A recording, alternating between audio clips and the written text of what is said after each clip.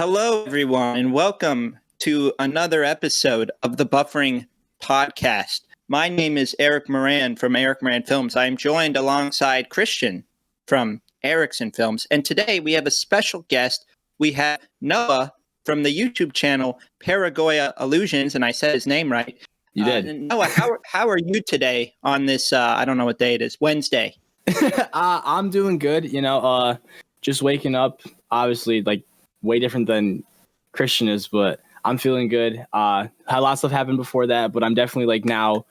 I've been waiting for this moment for so long. I'm not gonna lie, I've been nervous, like leading up to it. It's like, just how am I gonna react? How am I gonna react and all that? But I'm ready for this. I am so excited, and I'm very grateful that you guys have me on the show. Honestly. Yeah, dude. Yeah, happy to have you here. I mean, that's why it's what it's all about. It's kind of like having smaller people, bigger people. Yeah, the whole mesh. We run each other over with words because it's video call, and we all interrupt. Yeah, exactly. Yeah, this would be easier if we were doing it in person. So I guess what I want to kind of start out with is you have a YouTube channel, a smaller channel, I guess. Yeah. And I guess I kind of want to just start from the beginning. Why did you... I've seen, I saw the beginning of your stuff way back in the day, but I kind of want to talk about. Oh, you went deep. I did research for this, believe it or not. So I saw. So when did you start? Why did you start? When did that? What was that kind of? How did that all come about? So I started my channel in 2012, so almost 10 years ago, wow. And yeah, it's been a rush since then. I started it in high school, 9th grade, and I was a huge fan of YouTube, growing up watching it because it came out 2005, and I just loved watching all my content creators, my favorite people, and all that, and I just wanted to try to do that. And when I first started it definitely was me just thinking oh, this is easy, I can just do this and then get super big off of it and then make money. And as the years progressed, I realized that there's more internal stuff to do and way more dedication than I would ever anticipate. And now here in 2020, it's definitely taken a different turn for my channel, but I definitely love how far I've grown since then. Absolutely, dude. So it's for you, would you say that being on camera is fun, or editing, or everything? What for you is the part that is the most enjoyable out of the process? Being on camera is definitely my favorite part. I know I have people that work behind the scenes with me and all that. And I personally, since I was as young as I can remember, I've always just wanted to make people laugh and have a good time, kind of forget their problems. Obviously, when I was younger, I wasn't thinking about forgetting their problems. I just wanted to like I said before, just try to make money off of this. And now it's more of I just kind of want to get my voice to a bigger audience to let them know hey, we all can do this. It's not that hard to get into it. It's just of dedication. And I just really making people happy. That's my main thing on my channel. I want to do is make people happy. And that's the best thing I think I can possibly describe. Yeah, no, yeah, it comes through. Mm-hmm. From what I saw, I mean, from what I've heard, it's I think all of us when we started, because a lot of us started when we're young. Mm-hmm. I think initially, because when I first started, my goal was I want to be famous and make money, and that's what it sounded like yours was as well. And then once you get into it, you realize you're oh my god, this is much harder than I thought. You can't just record something on your webcam, and it actually takes work, and you actually need to love what you're doing, and you actually need to put effort into it and all that stuff. So I guess now, obviously, you're being, much, much more mature now with everything. What is the end goal here? Is the end because for me, I don't know what the end goal is. When I just kind of want to keep doing it and see what happens. Do you want this to be something bigger? What are you trying to aim for with all this? Excuse me. I want, my end goal is I want to hit 1 million subscribers. I don't want to be super big like PewDiePie and KSI and all them.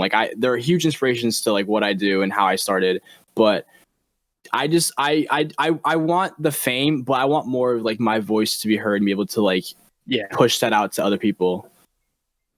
So it's it's difficult. I know, like, in the last like few years, you know, going from like high school to community college to like post college, it's been like, it's different how I've been able to like make videos and upload them, and like my free time has been limited.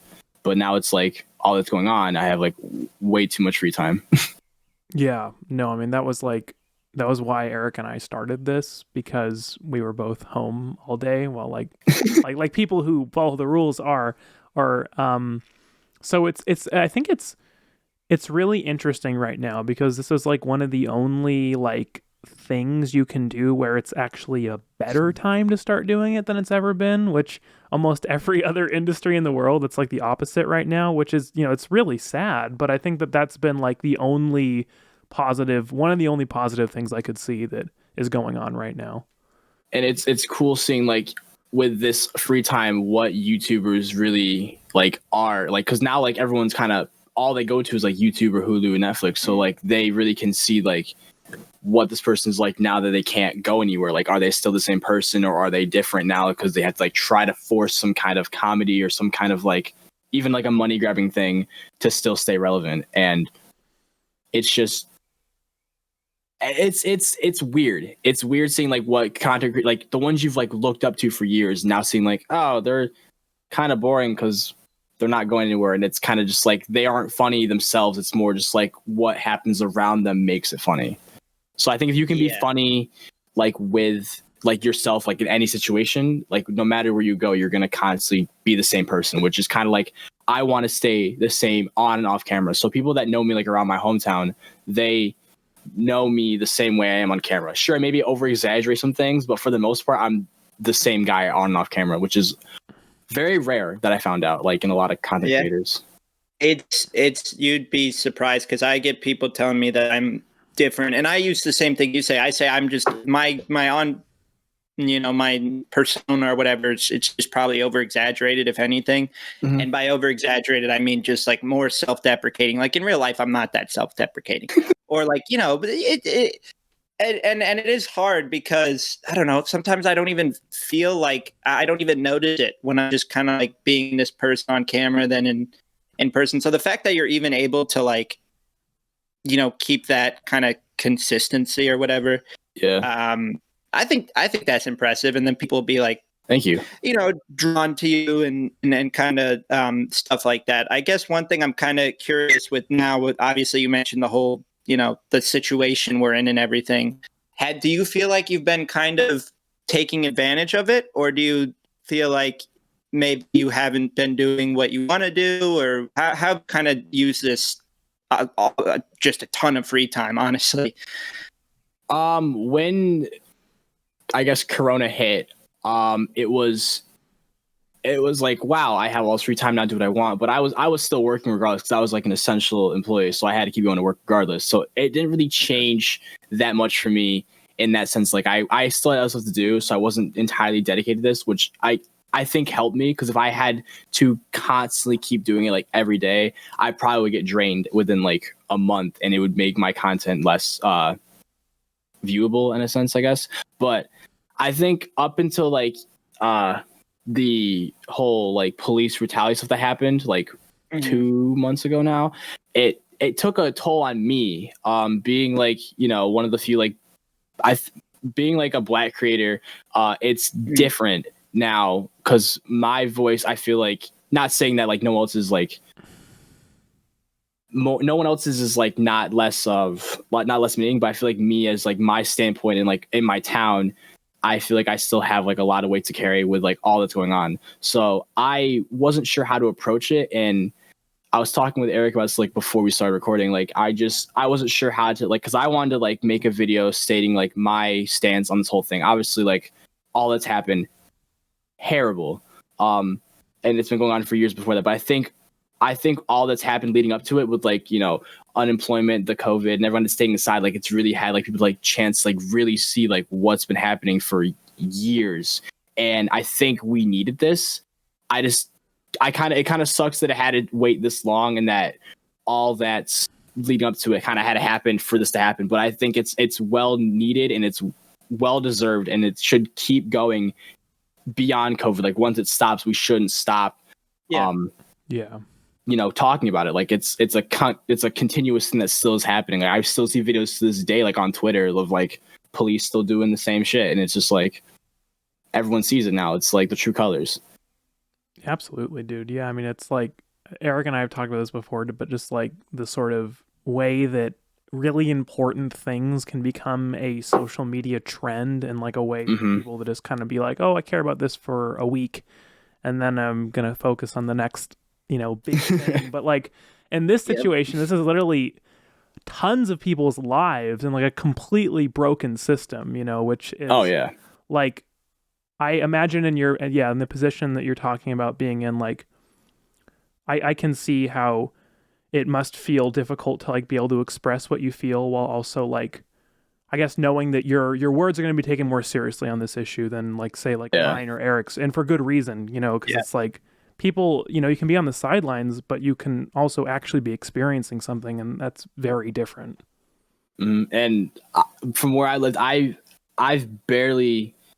I mean, I want to say I'm blessed, but like it's kind of like, it sounds kind of like bad at the same time. Like I've never really dealt with any kind of like racial shit. I mean, like I've had instances here and there, but like I went to all like white high school, and like I think it was like me, my sister, and like maybe a handful of kids, I can count my fingers, like how many black kids like went to my school. So like going there and like kind of now seeing what's talked about now, to like thinking back, like, oh, in high school, like, oh no, this is something that's been happening to me, but I just never noticed, or I pushed aside because I didn't know any better. Yeah. So it's cool, but it also sucks because like now it's like you can see like what people really were like you for you, and people were just like trying to just be like, oh, I have a black friend, let's just be cool like that. Like it sucks because you see like everyone's true colors, and like a lot of the content creators that like I've watched, like even like what is it? I've never liked the Pauls, and I will stand by that.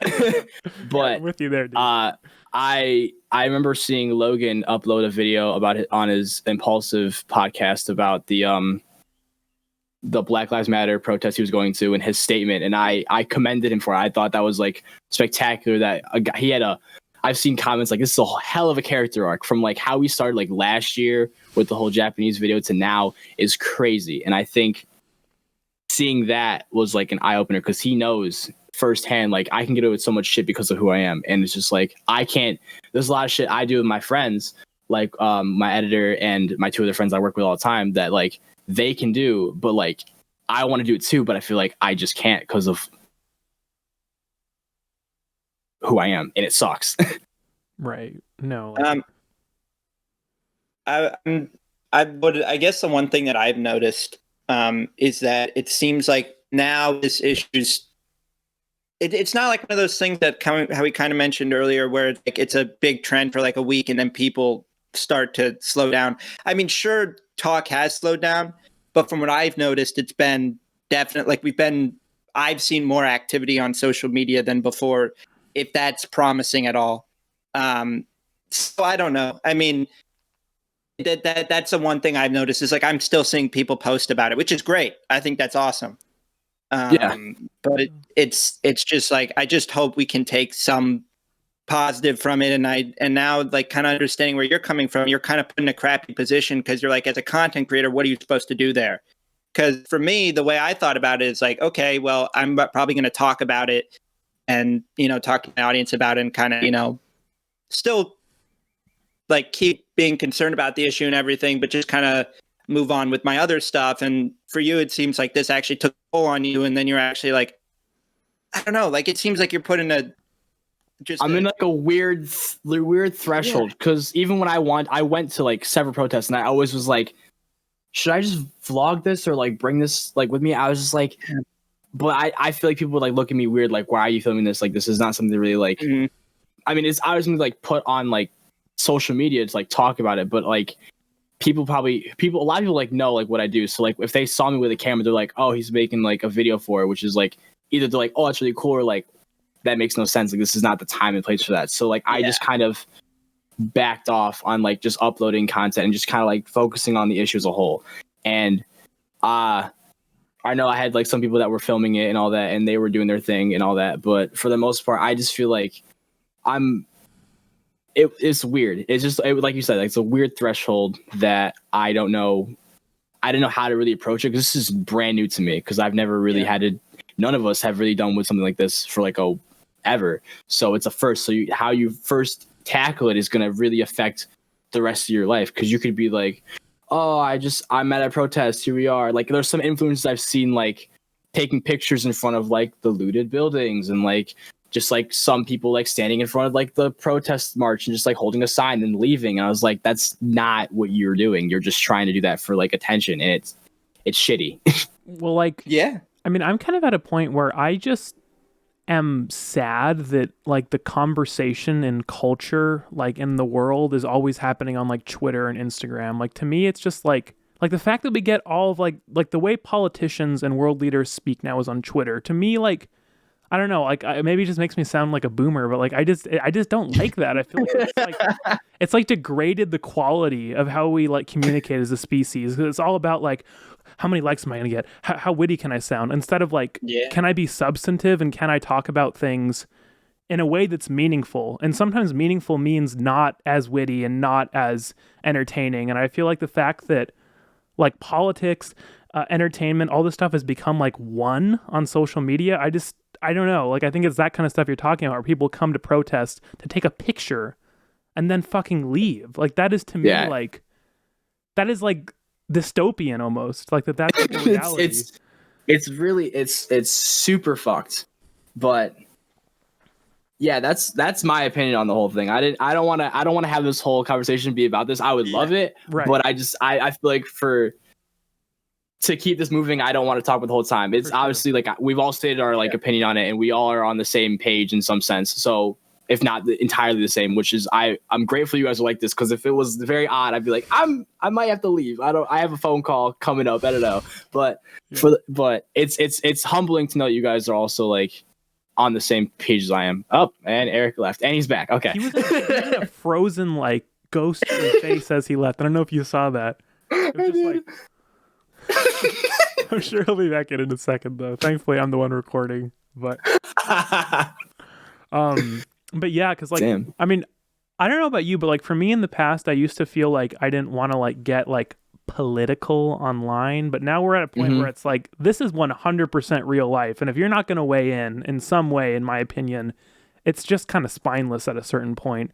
Like, yeah, I mean, I am neither for nor against what's going on. Like, that means you're pretty much against or not, you're for it. I would agree. Yeah. Yeah.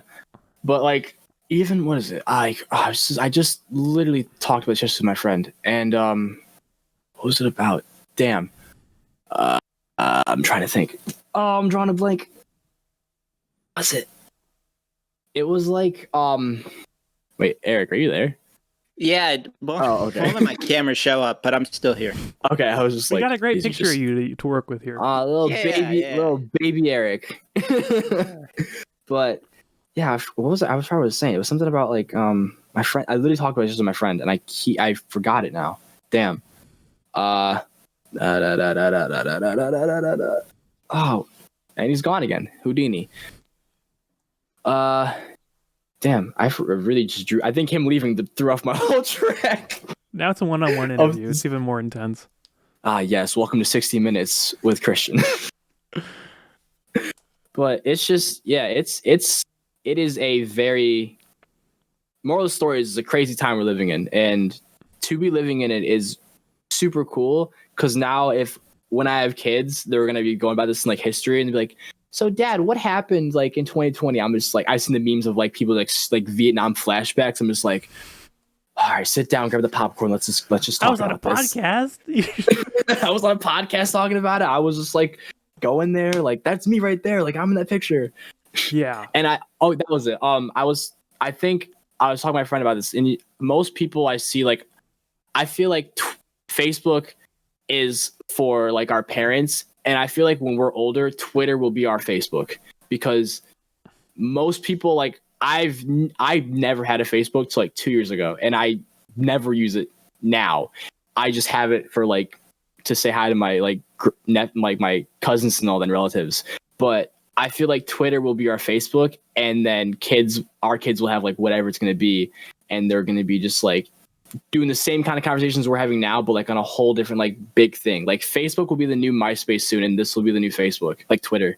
And it's cool to know that like even like on YouTube now, like this is like cemented like in history. Like this is like timestamp. So whenever this uploads, you will see like 2020, like this was like what we were talking about like during this time, and like probably 10 years from now it'll be way different. It's super cool, but also kind of like because like Facebook, like not Facebook, MySpace disappeared.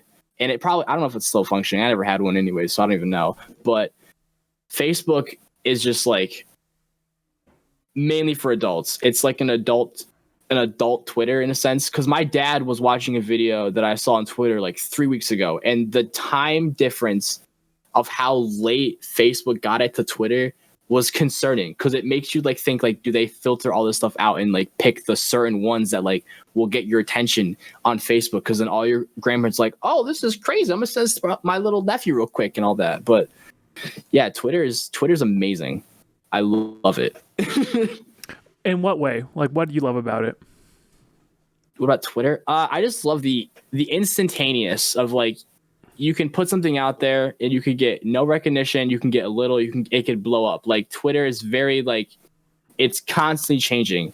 But right now it's like everyone's like on that same timeline of like just seeing the same stuff, but like kind of different approaches on it. And there's a lot of stuff that I never learned in high school or like in life until I went to Twitter. Like I've learned so much shit from Twitter that high schools never taught me or I didn't even heard about. Like I never even Juneteenth. I've never heard about that until this year. I had no clue what that was. And I was like, what is Juneteenth? And I looked it up and like, I was like, oh, this is incredible. And then I went to work the next day. I went to work on that same day. And I don't know how I felt about this. Some guy looked at me and he was like an army vet. So he was like, he's super old. He looked at me. I couldn't, coming from like an old white like vet, I don't know how I felt about it. He just looked at me and he went, "Happy Juneteenth." And I was like, "Thank you." But I wasn't sure how do I like, is he being actually sincere about it, or is he just saying that just to be like, oh, he's a black guy, let's just say it because he probably knows what it is. So like, I was like, yeah, thank you. And then he left and I was like, that like was on my mind the whole day. Like, was that sincere? Like it was an army vet. So I'm conflicted. I don't know. Yeah, no, I don't know either, dude. That's a good story though. That's a good story for sure. It is weird, but like, I like trying to shift gears a bit while we wait for Eric to come back. What I've watched your stuff and it's very cinematic.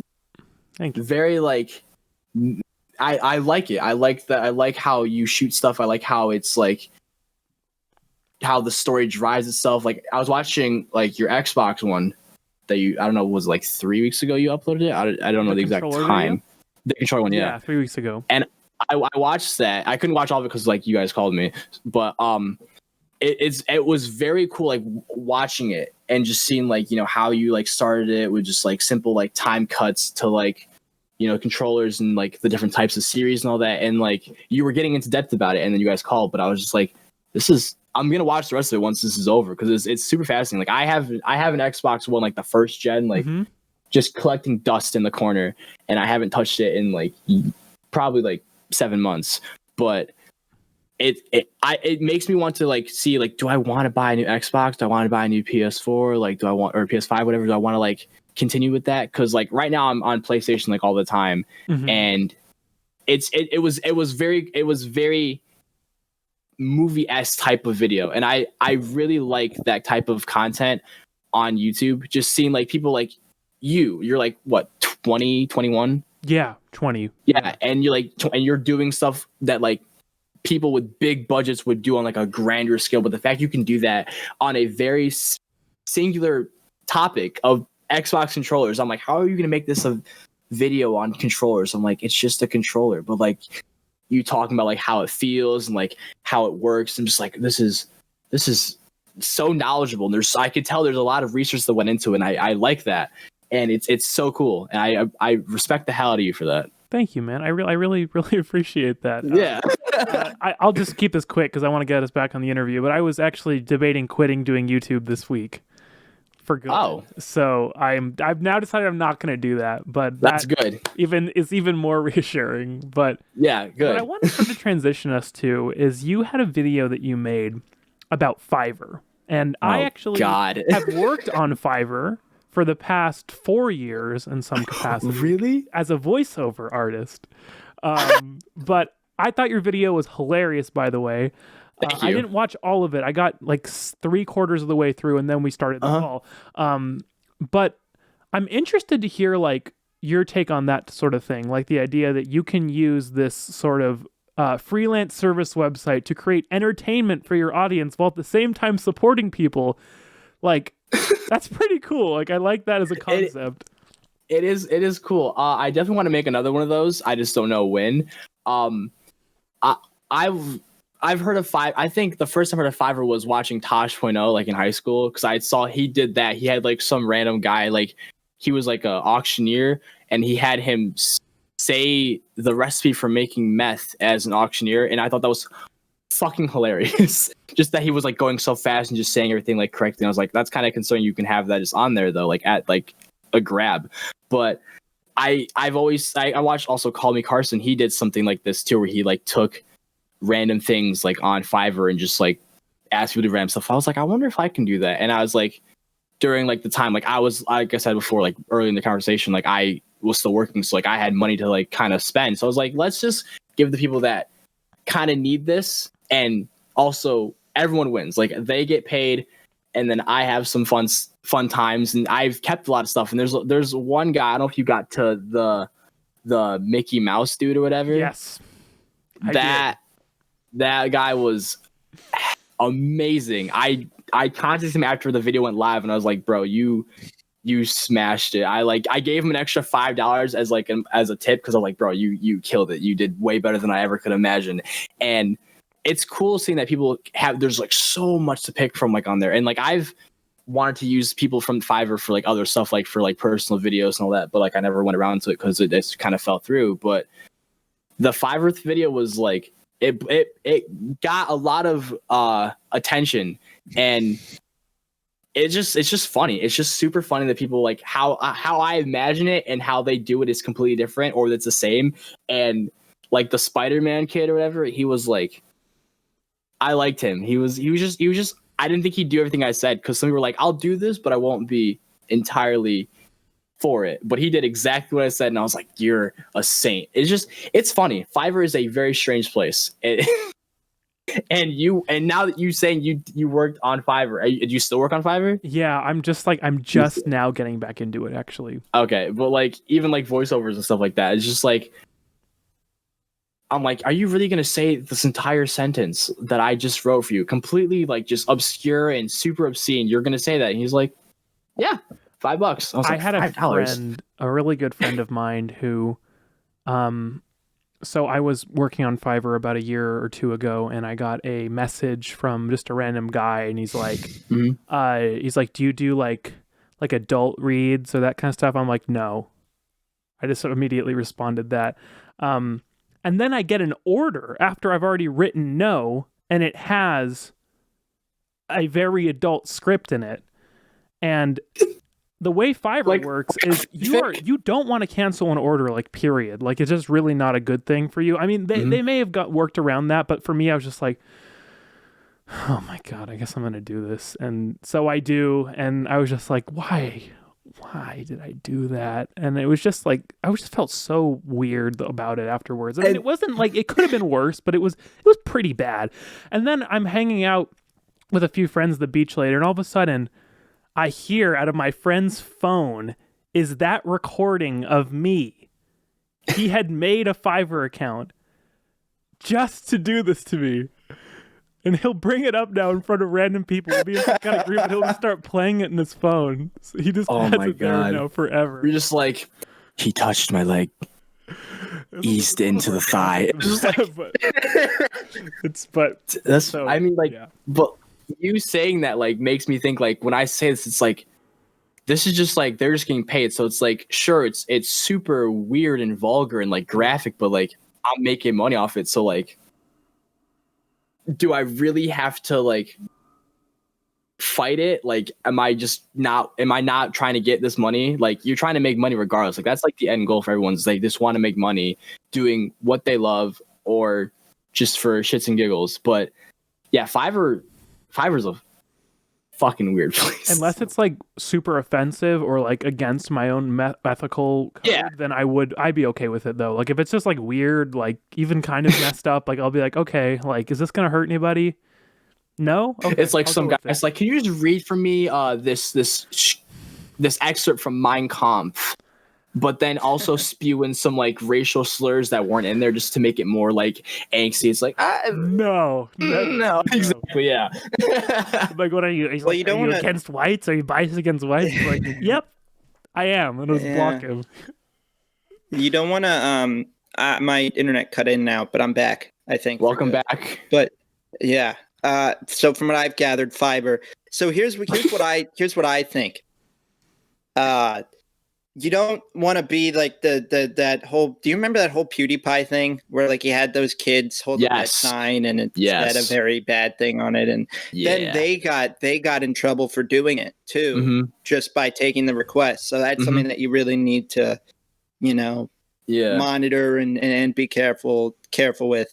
Because I remember in that situation that was like the big thing. I didn't know Fiverr was still a thing, if I'm being honest, but I guess it is. Because I think what happened with that was like, they both got banned, and then PewDiePie like put out like a thing to Fiverr, like don't fire them, like they were doing what I told them to do. So banning me is correct, but them is not the smart move to do, and so they end up getting their account back. But like, it's just like people are just trying to make money. I mean, sure, some stuff's like definitely you shouldn't say like ever, but they're gonna do it regardless. Yeah, because $5 is $5. How many? I've yet to see the Fiverr video. How much money did you actually spend on that video? I think about like $50. Wow. Yeah, a big budget. And it was just like you made that back. So yeah, I mean, I don't make any money off my videos. Oh, you're not? No, I forgot they have the requirements or whatever. I have been. When I first started YouTube, like I immediately monetized my stuff. I never got a check because I would get like 2 cents a view in our video. So it's like whatever. So it's still there. It's just kind of in hold. But even now, it's just like I'm not trying to like I know how, like I said earlier, like when I first made YouTube, I want to make money. Like money would be, I just want to be financially stable enough to where I can just live on my own and not worry about like, can I eat tomorrow? Like that is like my end goal. So I feel like my goal of 1 million subscribers is like fair. I want to be big, but I don't want to be like front page like all the time. Like when I upload a video, I don't want to be like trending like all the time, because like it's nice, but like I still want some privacy in my life. And like the bigger you get, the more people know you, and it's just like they see like who you are, like, and they know a lot about you that is very strange. I remember I was shooting like 4th episode of Omegle's Got Talent, which that show is a mess to record because I just constantly see just a bunch of old people jerking off and just so many dicks. It's just, if I wanted to make a video of just that, because I didn't give a fuck, I would just, if I could literally make a 30-minute video of just people jerking off. That's how much I see it on Omegle. It's disgusting. You have to go on a different website for that. Yeah, I would recommend YouTube. I ask that every time, like, why do people jerk off on here? Like, porn is a thing, like, and it's very concerning because like a lot of the people like I run across in here are like minors, so it's like that's illegal. It's very illegal. Yeah. It is very illegal. I not to derail it, but I don't understand, because I've been using Omegle recently because quarantine boredom has been a thing. I've seen your tweets, and oh my god, I just don't understand. I'm like, what are you doing here? And keep in mind, sometimes I'll be on the YouTube tag or the TikTok tag, which occasionally I'll put in.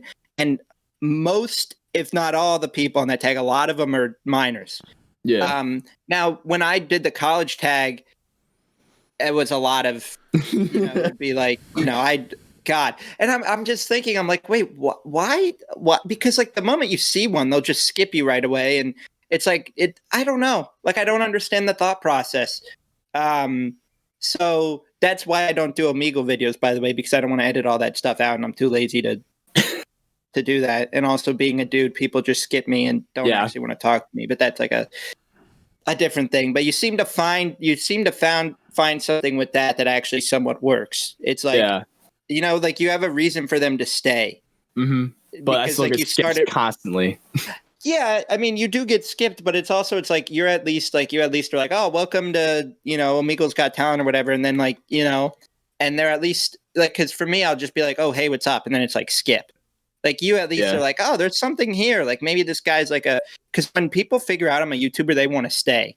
Oh my weird. God, it's so like like the mic. I try to hide it because they see that like, oh my God, do you stream or like do you do YouTube? And I'm just like, yes. And like it's funny because I'll do my intro, welcome to Omegle Got Talent, and then they're like, and they're like, they see the mic like, wait, are you like, I don't have a talent. And they see the mic, are you YouTuber? I'm like, yeah. Like, oh wait, I have a talent. And I'm like, okay, because I have the mic and I'm a YouTuber now, you're gonna be like, oh yeah, I have a talent. It's just this. But the fact that I have to pull that out of them is annoying. And it's like, I get the same responses all the time, like, oh, I don't have a talent, or like, my talent is being a bitch. I'm just like, you hear it so much, it's just annoying at this point. And it's just like, but when I get like quality people, like there's some people on there like I've conversated with for like hours after I record. I'm just like, oh, we'll talk later and all that. But it's weird, even though like, and with that though, it's crazy to think that like, even though I almost have 500 subs, you guys have like over like 5,000 almost, collect like all that. And I have met, the last video I shot, I met some random girl from like several states away, and she knew who I was. It blew my mind. That I was like, really? Yeah, she was like freaking. I was like, she's like, what's your channel? So I typed it in. She's like, oh, I know who you are. I'm like, what do you mean? She's like, I've watched your stuff. I'm like, that's crazy. Like some random person from like states over has found me, and is like, she was freaking out. Like I was like 20 million subs and huge. She's like, I know who you are. Like, it's just, this is so crazy to meet you. I was like, it's just, I'm just a guy. Like, you know, like I was like, celebrities as a whole are looked at as like super high on the pedestal, and they're just like us, but they have, I guess, extraordinary talents, or they just found a way to like get to the system and make it to the top. And as much as I hate a lot of YouTubers, I have to give them respect for finding a way to get to the top. Like there's several YouTubers that like I just ignore, and celebrities I just do not care about at all. Like the Kardashians, not a fan, but they found a way to monopolize what they do, and they've made a multi-million-dollar like industry off of it, and it's crazy. So I respect them in that process, that they found a way to make it big. Even TikTokers, I hate them, but they found a way to get big, and it's just like, it pisses me off because like I could have done that, but I don't. Right. Yeah, no. I have a question for you two. Okay. Welcome to the interrogation. Okay. How did you guys come about your names? Oh, our YouTube names? Yeah. Okay. So for me, I think it was just my name. Originally, it was just Eric Moran, and I'm like, well, I got to spice this up. So I just put a films at the end, which I regret doing, but because now, like, I wish I had a name where like you don't actually put your name in there. Yeah. Because then you kind of have like that anonymity, or ever you ever say that word, that factor with it too, that people don't. Yeah, whatever it is. The one anonymous, you know what I mean? Yes. You want to be anonymous online. So yeah, words are hard. So yeah, so but now it's like that's like a part of my brand, so I can't really take it away. So yeah, I mean, I made it when I was 13, and I never changed it. And Christian, I don't know how interesting your story is. Well, I've had 3 names on this channel. Oh, really? I was first Noble Chief 627. Was it like gaming stuff? Are you a gamer at all? Yeah, huge. I mean, there's consoles like all over. Are you a Halo fan? I used to play Halo a bunch. Yeah. You remember Master Chief, right? And then everyone knows him. Yeah. Yeah, and then so did you ever play Halo Reach? Oh, Eric's gone. Yeah, Halo Reach was the best one. Remember how the character you play as is Noble 6? Yes. So I was Noble Chief, and then 6, and then so Master Chief is John 117. I'm a huge Halo nerd, by the way. So I was Noble Chief 627, which was a big, it was a big Halo reference. And then I made Minecraft videos for a long time. Minecraft. And that was super fun. And then I decided in high school that I didn't want to play video games anymore because video games aren't cool, and I'm not going to be cool if I play video games. So I decided that Boy, you wrong. I would never make another gaming video, and I said I'm changing my name to Erickson Films because I'm going to be artsy now. And you definitely are artsy. But then I got back into gaming and I kept the name, but it's my last name, Erickson. Okay. Nice. Yeah, what's the story behind your name? Now that you bring this up. All right. The reason I brought that up was that reason, because but so I have a podcast with my friends that we do like monthly, not even monthly. It's like very scarce now because all that's happened. But yeah, we had an episode where we talked about like, the origin of our channel names, and mine is the most obscure because to this day I cannot give I have a solid answer, but it definitely is not my thought process when I made it. So when I first started watching YouTube, I was watching PewDiePie, all that, like PewDiePie, KSI, like the OGs and all that. So I was like, yo, PewDiePie is cool. Like I should try to find something like that kind of like name to make it so like weird. So I had to find something that started with a P. So I was like, all right, I don't know. And then I would recall from like me and my friends playing Xbox, like playing like Minecraft and GTA. My friends randomly would just go, "Oh, you're a goy boy." I had no clue what that means to this day. We would just say that randomly. Yeah. Like, so I was like, okay, Goya. And then I was like, but I need a P. So I was like, Paragoya. I was like, that works. And then I need a second name though. I don't think it's alone is Paragoya. But my friend's like, you should have kept it just that. But now I have Paragoya Illusions because I wanted to have a fan base and call them something, but if I call them the Illusionists, now looking back, I think my channel is all about magic, and that doesn't make any sense.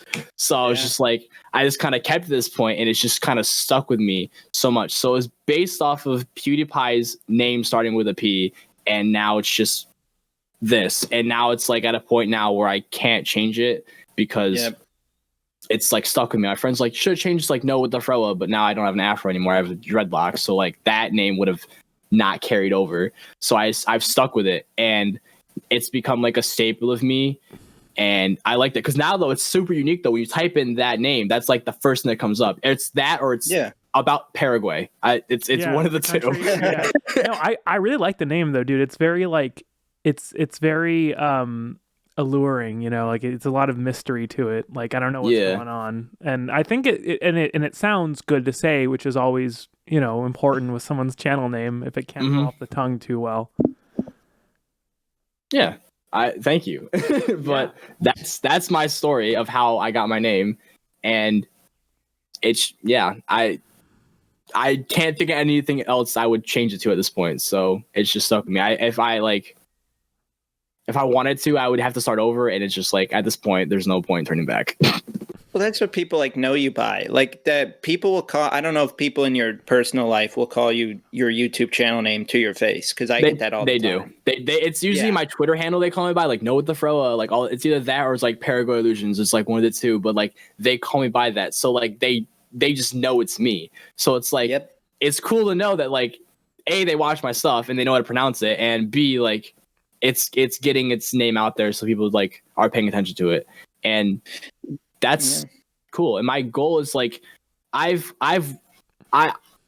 said like even before we started recording this, like I appreciate you guys having me on this podcast, and you guys are the first YouTubers I've worked with out of my like region. Like this is very big for me and my crew like as a whole, and it's very cool to know that you guys are like, obviously I feel like most YouTubers like all the same personality. Like they have to have some kind of personality, or else they just be like, today we're playing Just Dance 2 and we're gonna dance with the song. Like like obviously you have to have some personality behind like your channel, or else it just kind of gets crowded over everything else. And I just forgot what I was going on this tangent for. Wait. It's coming back to me. Drew a blank again. And now it's gone. What part of the are you in the you're in the United States, right? Yeah, I'm in New York. You're in New York, okay. So yeah, I'm not like in the city. So but everyone thinks that. So yeah, you guys are both East Coast. I'm in the LA area. Ew, I want to move there so badly. That's like I went there. Really? I went there one time during winter break, and to like see a friend and all that, and I was in San Fran, and that week I was there, I went during like the New Year's, like from like 2017 2018, and like that transition was funny because like my friends in New York would text me and I'm like, bro, I'm still in 2017, so how's 2018 so far? But that whole week I was there was just so nice, and it's just like I don't even want to go to LA. I would visit LA, but I feel like I'd live more like in like a more suburban area like San Fran, just because like, you know, how it, like I would watch sunsets, and that's like a thing I do now, like randomly. I will go out in my town and like look for a sunset to watch, because watching one, like I think it was, I forgot what park it was. It was like a national park though, and there's just like a beach and there's like a bunch of mountains. We sat on the mountains and watched the sunset from like over the ocean. I thought that was the sickest thing ever, and I fell in love with California like immediately. Like I've always wanted to go there before that, but since like I went there now physically, I want to go back again. Like as soon as I can, I want to go there. It's such a different vibe than it is in like New York. And yeah, like I'm not in the city, but I go there like all the time and I love it. But I want to live on the West Coast. It's just like a dream of mine since I was a young kid. It's super fun nice out here. I mean, it's one of those things that like I kind of took for granted because I grew up here, but like I've traveled to other places as well, and the weather, you never really can sort of compete with it, you know, like it's nice 96% of the time. And then like I also just think there's a lot of if you like nature, there's a lot of that here, and we do a good job of keeping it looking how it should for the most part, which is good. Something I definitely appreciate. That's wow. I remember when I was in where was it? When I was at VidCon, I didn't realize, like I was like, wow, this weather is like, I mean, you guys have earthquakes and stuff, but still like the weather is just, I was just like blown away because I don't know how to describe it. It's like you don't even think about the weather. Like it's just kind of like, it's like kind of the perfect temperature that like I would just like, you know, I wouldn't even have to think about my outfit. It would just be like a shirt and a, you know, shorts. And, you know, in New York and where I am, that's not really the thought process that you always have. It's like, do I need a coat? Do I need a jacket? Do I need a beanie? Like what, like where I live, like my weather changes constantly. Like I would look outside right now, it's super sunny. I could look back in like an hour and it's raining, and then sometimes it snows, and it's very weird. But it's you gotta kind of like pack for your day, because like you could be like, it's nice, but then you see like on the weather it's like, oh, it's gonna snow later, so I gotta bring a jacket and some like snow boots later. It's annoying, which is why California, I feel like it's consistently like, it kind of like, obviously like the weather changes like come seasons and all that, but like for the most part it's like low 70s to high 90s, and it's just like I can deal with that.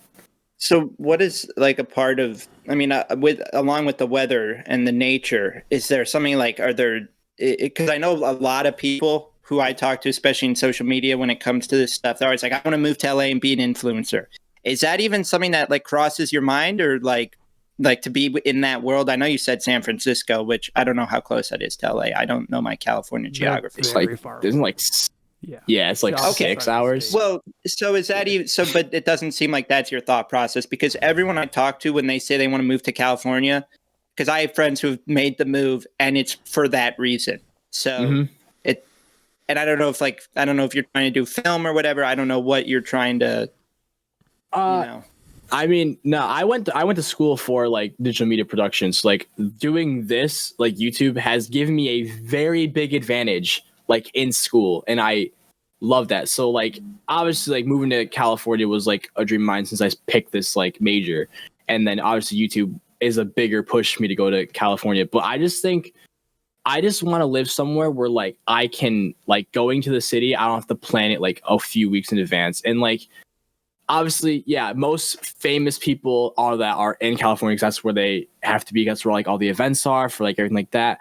But I've always wanted like a house like in the hills. Like I've seen like those huge ass mansions and all that stuff, and I'm just like, that's cool to have and all that. I probably would, if for some reason I woke up like 2 days from now and I had like 10 million subscribers, I'd be like, yeah, I'll move and I'll get in a mansion and have that like phase for like 6 months. But I feel like I'm looking like in the long term, like I definitely can't keep affording a mansion when I'm like 70. So I want to live somewhere where it's like I can still do this kind of stuff, still link up with other YouTubers and content creators, and just but like not have to go break the bank to make it. Like I don't want to have to be like every month I have to spend like I don't know like 50 grand on rent, and then I have to like plan out there some time. Like that's why I like living like in a house like I'm in now. Like I kind of want that as like in California. That's like my plan, and I just feel like California's nice. I have, not to interrupt you, but I have a solution. This is what you do. Okay. You go on TikTok, become a TikTok star, then find other TikTok stars, come together, get a TikTok house. Oh, you mean the hype house? Like it. I mean, not the exact, but that, because if you want a mansion, that's what you do is you get, you just do it with a bunch of other teenagers or whatever, and, spend all this money on renting this mansion for content. So if that's the life you want, that's the direction you should go. Just thought I'd put, I want to see you succeed. Oh, so. And to you the same as well. I will say this to the day I die. Fuck TikTok. I hate that. I cannot stand that app. I just shot a video a few days ago with my editor, and we were just watching like it's called like Watch This, where like me and my friend, just like a random person, like we'll go on YouTube and just look up whatever comes to mind. It's always different every time, which I like that. And we ended up watching this like series made by TikTokers called Adaway General. Oh my god. And a train wreck of a video. Just watching that, just oh my god, it's so bad. And like, I feel like obviously if I was their age, making the money they make and doing what they do, I definitely would try to capitalize on that. But at the same time, it's like, obviously like if TikTok turns to Vine, it will not last long, because Vine died in like 2 years, and I still think that's like the goated app for like short videos. Oh yeah, for sure. And I definitely, and I don't think I could never get behind TikTok. All my friends push me to do it. They're like, oh, you should get on TikTok because you thrive. I'm like, yeah, I probably would thrive on TikTok, but I don't want to be associated as a TikToker. I want to be associated as a YouTuber content creator, not a TikToker, because then everyone gets that. Yep. Obviously, like I even like right now, I'm saying like I have that like stigma of like TikTokers are all like this, and like obviously they're not all like that, but for the majority it's like that, and I don't want to be associated with that in any way, shape, or form. I know you went on TikTok, and I was like, no, we lost him, we lost Eric, no. But then you were like, I quit, I deleted. I was like, all right, he's back. We got him. I guess I've said this before, but the way it worked for me was that I was always skeptical of it, like both of you are. I know Christian's not a big TikTok guy either. I was skeptical of it for a long time, but then I saw the capability to go viral on there is so much easier than YouTube. So I was like, what can I do to use this to direct people to the stuff I care about? So that was my thought process. I had one video that blew up, and then that happened, and then like the hype or whatever died down. Like I had 40,000 followers. I would just lose followers every day. I didn't care about it anymore, so I deleted it because it's a toxic app and there's a lot of things wrong with it. But the one thing I'll say good about it is, like, the one nice thing I'll say is that you can grow. Like that's the one app where you can actually like get popularity overnight. Like it's like just like that. So, like the marketability for it. Oh yeah, it's insane, but it's also a toxic app, and I don't like the app. So, but yeah, I mean, I don't blame people for not trying it. I don't really like it. But I'm grateful that I had like one video that did well, because then I got like 200 Instagram followers from that, like 200 new ones, like 50 subs on YouTube. It's hard to transfer people over, which we've talked about before, Christian and I. It's hard to like get people on platform to the other. But then the worst part is people would think of me as a TikToker. Like there were people, they would find out about my YouTube channel through my TikTok who I knew personally, and I hated that was their first impression. They're like, oh, you're a famous TikToker. And I'm like, I don't like that label. Please never call me that again. I hated being called. I hated when people, because I've had a few people come up to me, like people in my school, and they'll be like, I saw you on TikTok. It's like, no. I want you to know me from YouTube, not TikTok. And that's annoying. So I get what you're saying. Yeah. And yeah, I mean, I'm glad I tried it. The stigma is fair for the most part. There are some cool TikTokers who I met, but a lot of them suck. But not all of them. There are some cool ones. But just like the whole idea of being like famous, because a lot of them are just famous because of their looks, and that's a whole nother thing. And it's Oh just, my like, God! the Don't low get me started effort on stuff. that. Yeah. Which, you know, kind of is what it is. but like at that point, it's like, is it even their fault? No, I you mean, I know, feel it's like they if any. gotta give the gifts, gotta use the gifts God gave them type of thing. You know what I mean? Exactly. Yeah. And they're trying to take advantage of this situation there. That's why they're like, a lot of them, when they get this, like, I don't know if you remember Jacob Sartorius, when he got big, he instantly went into singing. He went into singing because he knew there was like people would, that's with this Hadaway General thing. Kids are, that show, I don't know if you've seen it, Christian. It's unbearable. Like, it's a TikTok terrible. show. But it's like their hospital, it's Grey's Anatomy, but like a Walmart version. Yeah, but the thing is like, I used to take like film classes in high school, and like the things jump out at you. It's like the continuity errors are horrible. You know, just like the acting is, you know, you're getting TikTokers who only lip sync, so they're not they don't know how to actually act, and it's just like, they stare straight in the camera, like, welcome. Yeah, today we're talking about stuff in the hospital. So here you can see all the stuff. I'm totally just talking to the people behind me, not the camera, but I'm gonna look right at you guys. You know, it's annoying. The but like, not good, is it? The audio's never good, right? Actually, that's like the only like decent thing. Yeah, I feel like it's always how you know it's a bad video when you're like hey guys, look at my TikTok. They got like their iPhone 8 feet away. There is some production quality there, but not like it's just they did the bare minimum, and I think the reason is because they know people are going to watch it, because their audience loves that show. I was reading the comments, and the comments were supportive. It's when you get past that audience of people like us, older people, commentary YouTubers, we're able to see that show. Well, once you're actually like not even an adult, but old enough to realize that I'm sure the TikTokers would even agree it's not a good show. They just want the money. It's the money grab thing. And I don't know if I really fault them. Like, it's like, and well, it's the internet's reality TV though, isn't it? Like, I feel like in the same way, like a lot of TV doesn't appeal to everyone, you know, like, and like it does to a large majority of the population. Like, I feel like this is kind of the internet's equivalent of that stuff of like, and I don't know if either of you guys are into that type of TV, but like for me, I don't watch, like you're talking about the Kardashians. Like, I don't watch that kind of stuff. It's not for me. But I feel like this is like the internet's equivalent of that, you know, like it's like, I'm not going to like say anything that would be mean, but like it appeals to people with like, I guess, different personalities is probably the best way. Yeah, it's definitely like that. But like, even like back to like, I'll talk about Christian real quick and then get back to marketability on TikTok.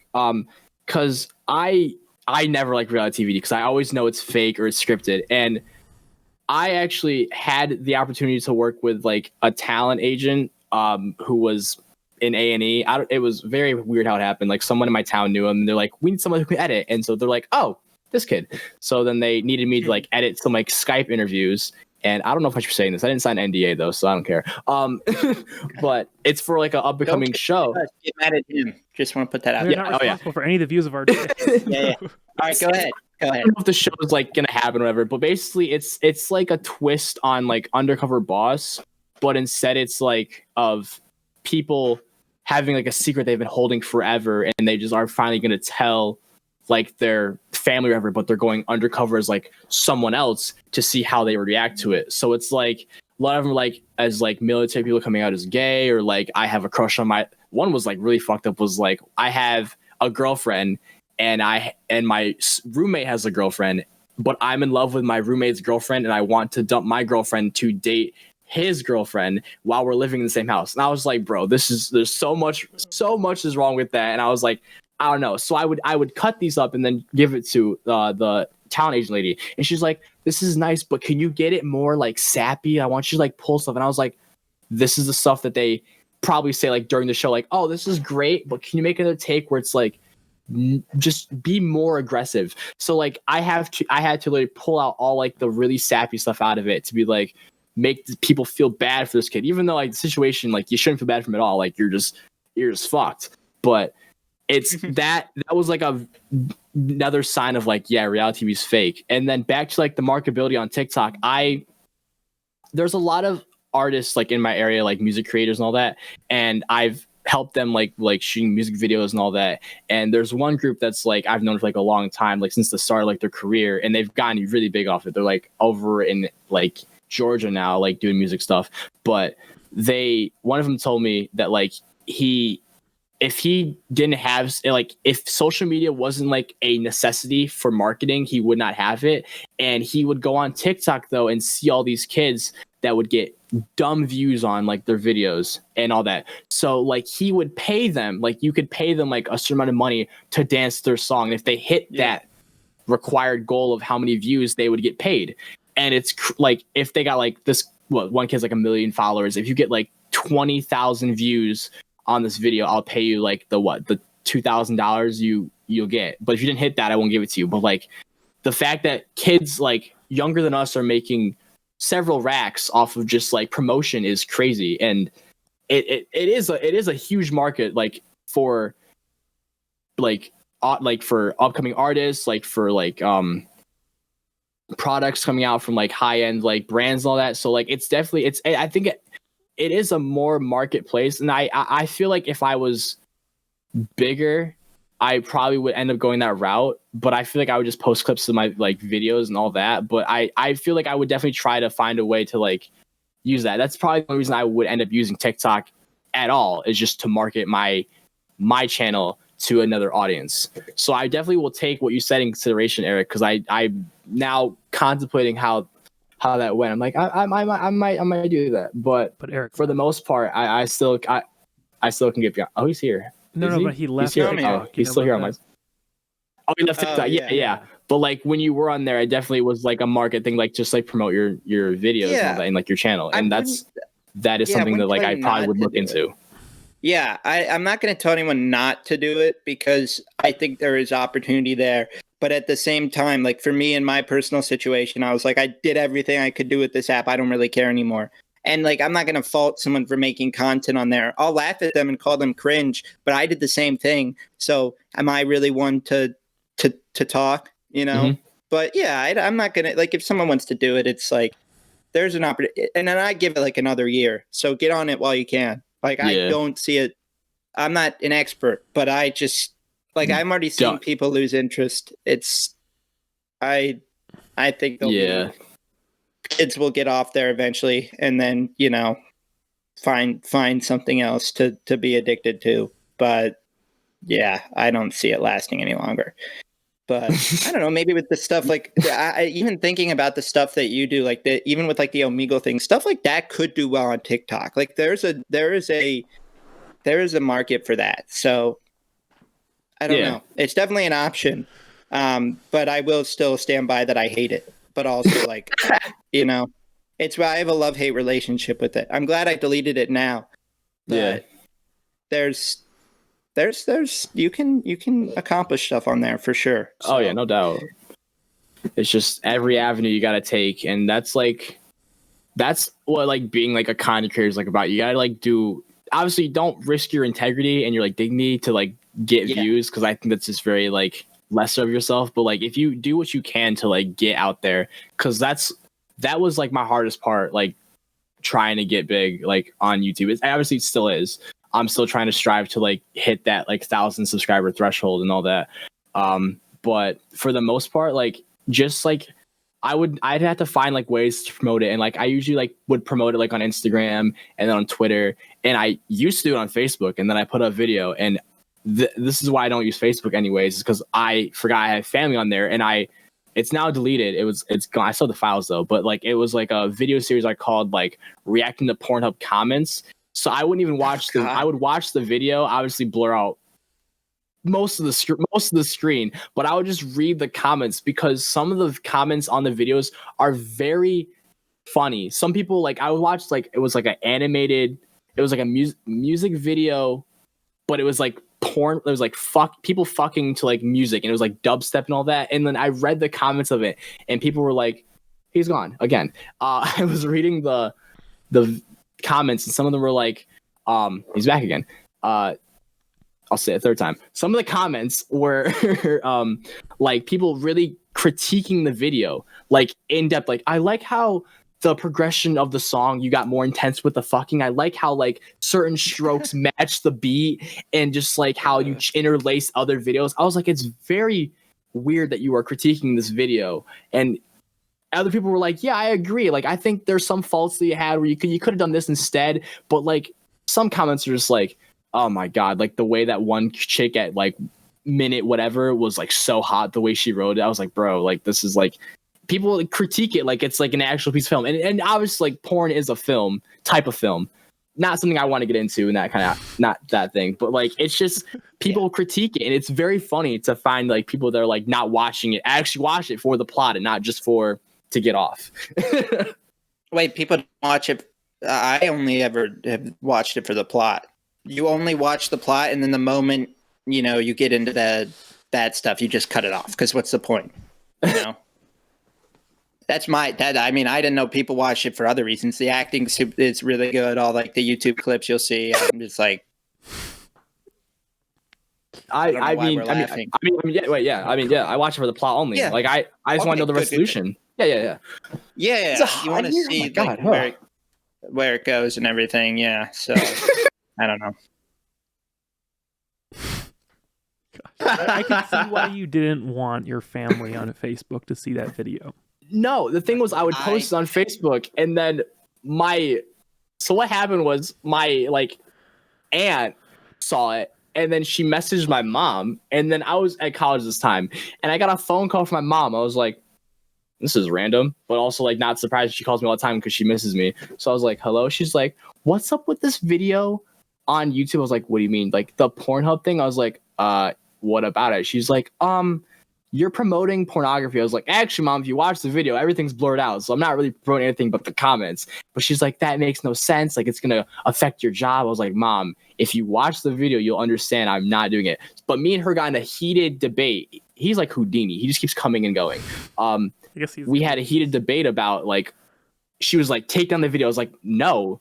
I was like, no, it's my video. Like, I made it. It's my channel. Like, I'm not going to delete stuff just to please you, because then I gotta start taking stuff down for other people because they're like offended by it or whatever. And I make videos for me, and if you're offended by it, I'm sorry, but for the most part I try to make sure no one's offended by what I do. But she was going on a long tangent, and we were like yelling back and forth. So eventually she's like, she's like, you're disrespecting me. I was like, I'm not gonna disrespect you, Mom. Like, I'm just saying, like, this is my content. It was doing very well. Like, it was getting like 100 views in like a day, and I was like, oh, and it kept growing. I was like, yes, this is great. I needed this. And then I had to take them down, and I was so pissed off. And I probably might bring it back when I move out of my house, but but for the most part, like, she was just like bashed me on it forever, and it was just like that was the last time I ever promoted any of my videos like on Facebook, and I don't do it to this day because I get family like, this isn't correct. Why? Yeah. I don't let my family watch them. It's funny though because my dad watches them still. Well, see, I tell my dad not to, yet he still does, and like he does a terrible job at hiding it. And like sometimes I'll watch him without headphones in, and I can hear it in the other room. And he's like, "Oh, I'm not watching your videos," and like I'm like, "Yeah, you are." So yeah, you are. I just hate having them like knowing that they're watching it, because I feel like, not that I'm gonna do anything messed up in my videos, but I hate feeling limited. Like, oh, what if I do something that my parents don't like, or what if I make a joke that they don't get, and then they ask me about it? Exactly. I hate that. So. And it's like a whole different version of comedy that they don't understand. As much as they say like, oh, I get this type of comedy, like you don't understand it. Like, my dad watches my stuff, and he'll randomly will come up to me like, I watched your video. I was like, oh, cool. He's like, you got to cut down the swearing. I was like, Dad, I don't swear to just swear. I need to cut it down because I do it way too much. Like it was like, it was very bad at the point I was doing it, but like I kept doing it regardless. But they're like, it's gonna affect like your job stuff, and I'm like, honestly, like everyone in the world swears. It's not like a bad thing. Like high end people cuss like a sailor and don't even care. And so it's like, obviously, like it kind of comes back to the beginning of this conversation, which is like the whole racing. Like obviously, like me swearing is probably going to affect me getting a job than someone else who is not like me swearing. And it's just like it so I never never really understood that. And now, even beginning of this conversation, like, it shows why I had to do what I had to do, because people perceive me differently.